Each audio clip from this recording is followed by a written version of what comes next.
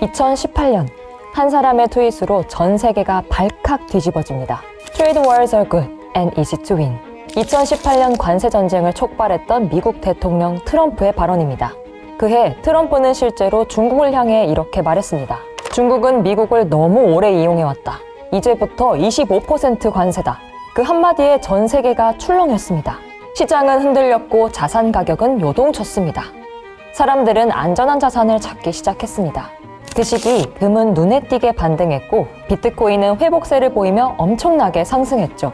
돌아와서 2025년 현재는 어떨까요? 또다시 트럼프의 입으로 무역전쟁이 발발했습니다. 트럼프가 더 강해져서 돌아왔고 중국은 보복 관세로 응수하며 물러서지 않고 있습니다. 미국 증시는 폭락하고 투자자들은 또다시 시리에 빠졌습니다. 동시에 미래에 대한 불확실성으로 고민에 빠졌죠. 하지만 지금 시기를 기회로 보는 시각도 있습니다. 이건 기회야. 이번에도 뭔가가 올라갈까? 오늘은 관세 전쟁과 자산 흐름의 연결고리를 이야기해 보겠습니다.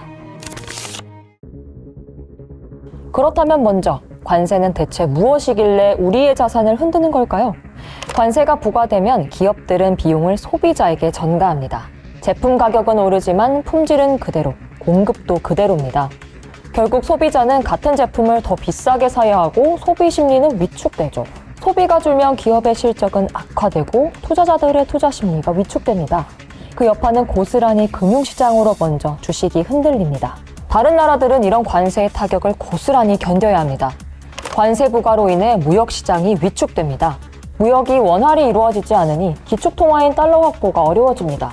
그로 인해 시장은 더 위축됩니다. 악순환이 반복됩니다. 하지만 미국은 다릅니다. 기축통화국이기 때문이죠. 다른 나라들은 달러 확보가 어렵지만 미국은 자기들 돈이니까 그냥 찍어내면 되거든요. 즉 관세의 타격을 덜 받는 겁니다. 그래서 미국은 시장이 무너지지 않게 버틸 수 있는 거죠. 그런데 관세 전쟁이 길어지면 이야기가 달라집니다. 중국은 위안화 가치를 깎아내려 물건을 더 싸게 팝니다. 관세를 상쇄시켜 수출량을 유지하려는 거죠. 간단하게 예를 들어보겠습니다. 1달러에 12위안 환율입니다. 중국의 관세 30%가 부과되었습니다. 소비자들은 1달러에 사던 제품을 1.3달러로 구매하게 됩니다. 하지만 중국은 위안화의 가치를 1달러 12위안에서 13위안으로 떨어뜨립니다. 그러면 소비자는 관세가 붙어 13위안이 된 제품을 원래의 1달러로 살 수 있게 됩니다. 관세로 인한 가격 상승을 환율로 상쇄시킨 것이죠. 그런데 소비시장 말고 투자금이 움직이는 자본시장에선 어떨까요? 외국인들은 중국 증시에 투자할 때 달러를 위안화로 환전하고 투자금을 뺄 때도 위안화를 달러로 환전합니다. 그런데 위안화 가치가 떨어지면 투자금을 뺄 때 손해를 보게 됩니다. 이것도 예를 들어보면 쉽습니다. 1달러가 12위안일 때 10달러를 100위안으로 바꾸어 투자합니다. 투자한 기업이 주가가 올라 100위안이 110위안이 됐습니다. 110위안을 11달러로 바꿨습니다. 그럼 10달러로 투자해서 11달러가 된 거죠. 10%의 수익입니다. 그런데 중국이 위안화의 가치를 깎아내려 1달러에 13위안이 되었습니다. 그럼 110위안은 8.4달러가 됩니다. 분명 10% 수익이 났지만 환율 때문에 실제로는 1.6달러 손해인 겁니다. 이걸 환차손이라고 합니다. 이렇게 위안화의 가치가 떨어지면 외국인 투자자들은 증시 불안정과 환차손 리스크를 우려해 돈을 빼서 달러로 바꿔 빠져나오려 합니다. 하지만 중국이 돈을 빼지 못하게 여러 방법으로 통제를 해버립니다. 결국 관세 정책으로 많은 소비자, 투자자들이 피해를 보게 됩니다. 2018년을 복귀해볼까요? 당시 트럼프는 단순한 무역 정책을 던진 게 아닙니다. 그가 관세를 꺼내든 건 미국 중산층, 특히 러스트벨트 노동자들의 몰락에 대한 응답이었죠. 러스트벨트는 한때 미국 제조업의 심장이었습니다. 철강, 자동차 공장이 빽빽했죠. 그런데 저렴한 해외 제품이 들어오면서 그 지역 공장들이 문을 닫게 되었습니다. 트럼프는 그 분노를 끌어안고 보호무역이라는 깃발을 들었습니다. 중국산 철강에 25% 관세를 때렸죠. 저렴해서 구매했던 중국 철강이 비싸지니 미국 기업들이 다시 국내 철강을 찾기 시작합니다. 공장은 다시 돌고 러스트벨트에 일자리가 생깁니다. 그런데 미국 내부에서 문제가 생겼습니다. 관세로 인한 물가 상승으로 소비 심리 위축을 우려하여 트럼프는 금리를 인하하려 했지만 연준은 물가 상승을 우려하여 금리를 인상했죠. 트럼프와 연준의 파월 의장은 금리를 보는 시각 차이로 손발이 안 맞았던 거죠. 게다가 우크라이나 스캔들, 팬데믹이라는 위기까지 겹치면서 트럼프의 일기 관세 전쟁은 흐지부지 1단계 합의로 끝나게 됩니다. 반면 중국은 어떻게 대응했을까요? 위안화 평가 절하로 수출 유지, 외국 자본이 빠져나가지 못하게 통제, 고부채 기업들에 대한 직접적 보조금 지원까지 하여 수단과 방법을 가리지 않고 버텼습니다. 각 나라들의 정책과 정치에 피해를 본 건 소비자, 투자자들이었습니다. 미국의 승리를 점쳤던 글로벌 투자자들은 미국마저 안전하지 않구나 깨달았습니다. 그리고 눈을 돌렸어요. 그것이 금이었고 지금은 비트코인이 주목받습니다. 그렇다면 현재로 돌아와서 지금은 어떤 상황일까요? 이전과는 비교도 안 될 만큼 복잡해졌습니다.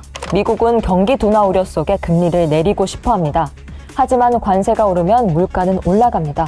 물가가 오르면 중앙은행은 고민에 빠집니다. 이미 물가로 식어버린 경기가 금리 인상으로 또 식게 되죠. 이런 딜레마 속에서 금리와 달러는 계속 흔들립니다. 그런데 이 와중에 미국 장기 국채 금리는 오르고 있고 달러는 약세 흐름을 보이고 있습니다. 달러는 더 이상 안전자산이 아니다 라는 말까지 들려옵니다.